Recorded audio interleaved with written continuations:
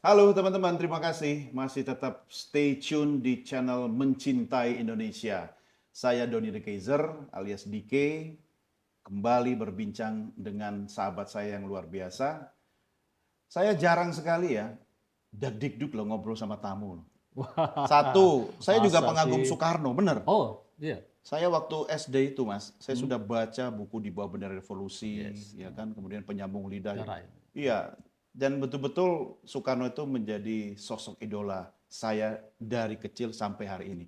Tiba-tiba bertemu dengan sosok Anda yang kemudian kita bicara tentang karakter seorang pemimpin. Jadi saya ini malah yang grogi loh. Untung ada kopi. Oh, Ngopi dulu. minum dulu ya. Oke. Yang kedua, kita sama-sama mencintai Indonesia, saya juga ada merah putihnya loh. Oh, betul. Ya, ya, betul. Ya kan?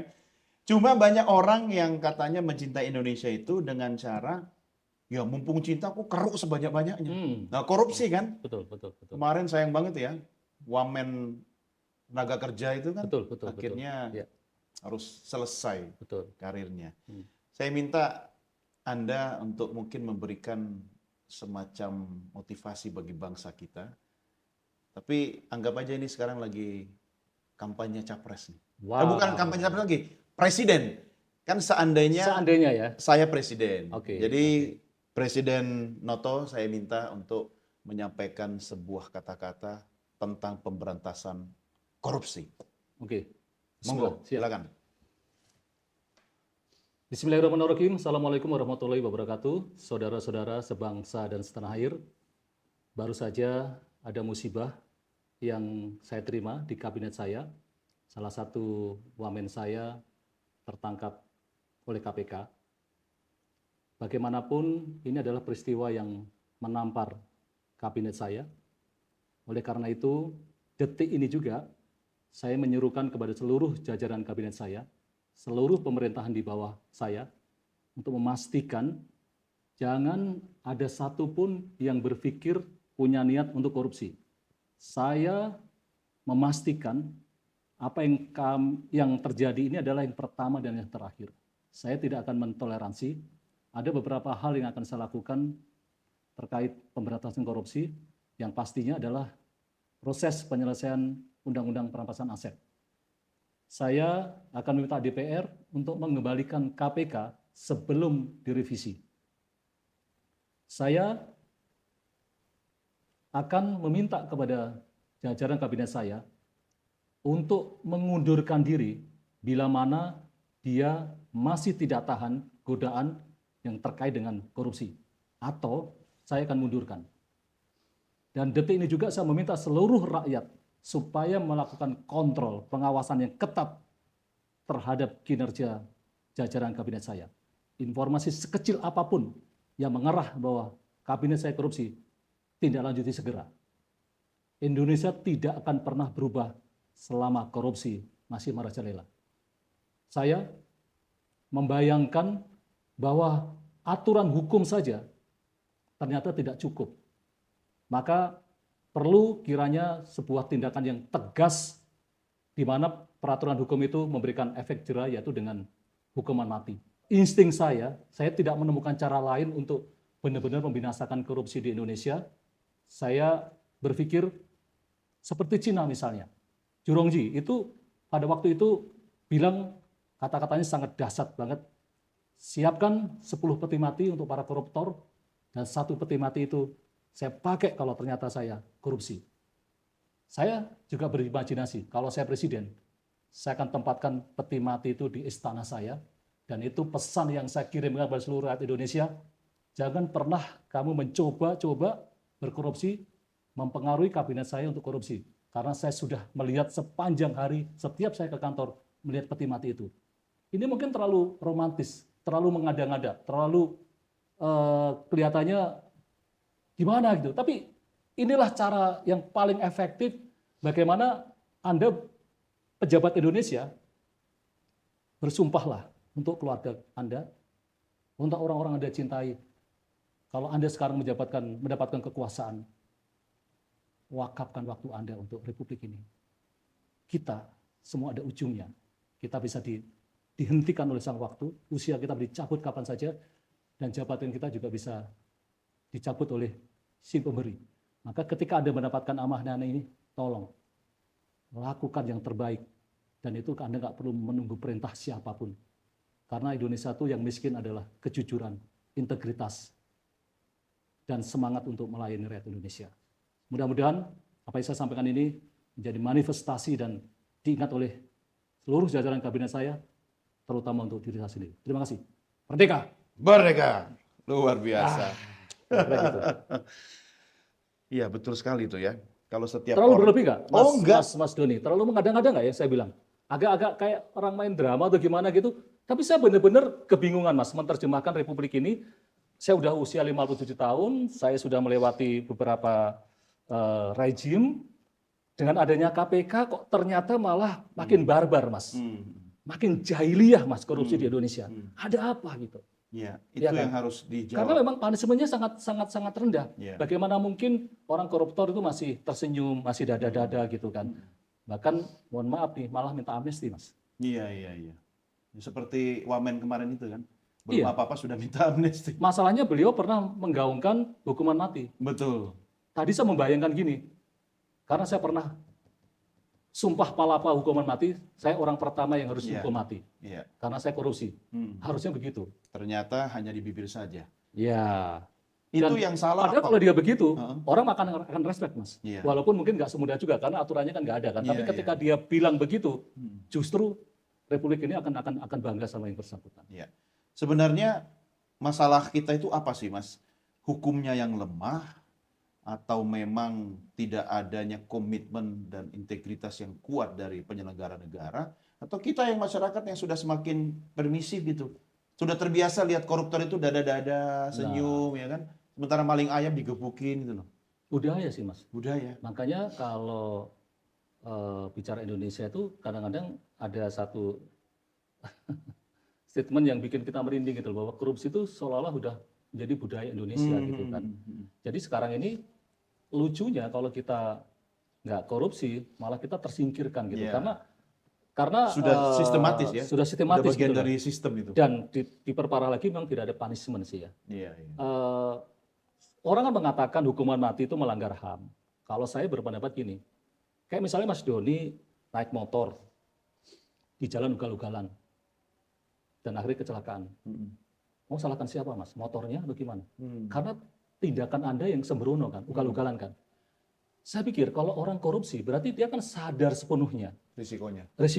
Berarti ketika dia harus hukum mati, ya mungkin Allah takdirnya menjemput lewat hukuman mati ketika dikorupsi. Jadi menurut saya kita nggak usah berdebat soal hukuman mati, soal HAM, karena penyelamatan anak cucu kita untuk Republik ini jauh lebih penting. Makanya di Cina itu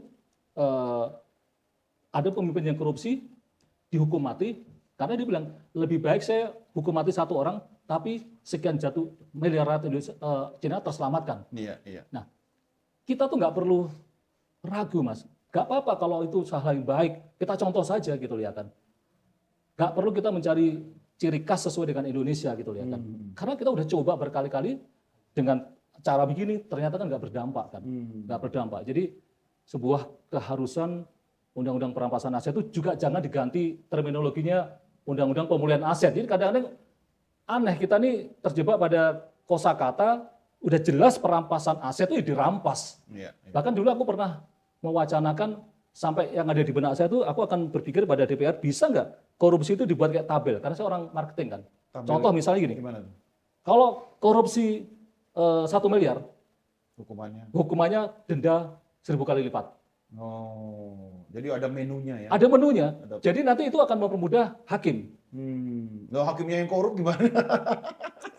Nah, Ingat nggak itu ditemukan miliaran yang bahkan CPO emas. ya, kasus CPO ya. Aduh, kacau. Makanya Mas ini kan sudah Polisi, hakim, jaksa semua udah masuk angin. iya, Kita mau berharap ini saya berimajinasi gitu. Artinya supaya si hakim itu nggak kesulitan. Jadi begitu terbukti korupsi, dendanya itu diperbesar gitu. Memang dia harus dimiskinkan. Kenapa? Korupsi 1 miliar, denda 1 miliar. Atau 100 miliar misalnya kan, 100 miliar kan. Nggak punya, ambil. Semua aset dia punya. Itu harga yang harus dia bayar karena dikorupsi. Nggak peduli itu hasil warisan segala macam, sikat demi negara. Jadi itu memang punishment yang harus dilakukan gitu loh ya kan. Dengan cara itu kita bisa berubah. Kalau misalnya korupsi let's say 100 miliar gitu, ya udah hukum mati. Hukum mati. Jadi lihatnya adalah di samping pengalinya tetap kita hilangkan gitu ya kan. Itu yang Hukum mati bisa iya, dirampas aset ya. aset. Seperti dulu kan Pak Prabowo mengatakan kan, kalau kebalikan ya kita maafkan segala macam. Itu sebenarnya nggak ada salahnya. Jadi kita kasih tempo misalnya 6 bulan. Kayak tax amnesty. Tax amnesty gitu ya. Artinya tapi ini benar ya kan, bukan dagelan gitu ya. Artinya Koruptor amnesty. Oh, koruptor seneng amnesty banget. betul. Ya enggak, artinya Koruptor korupsi dulu nanti balik ke. yang mereka korupsi itu sekarang balikan, ya kan. Tapi begitu periode itu selesai, yang korupsi berlaku dengan yang tadi punishment yang hukuman mati, undang-undang perampasan aset, amandemen undang-undang tipikor, kemudian kesepakatan. Berarti ini kan kalau saya melihat presiden ini kan menjadi muaranya, Mas. Iya, KPK harus diperkuat. Ya, artinya KPK harus diperkuat. Jadi presiden itu punya titah.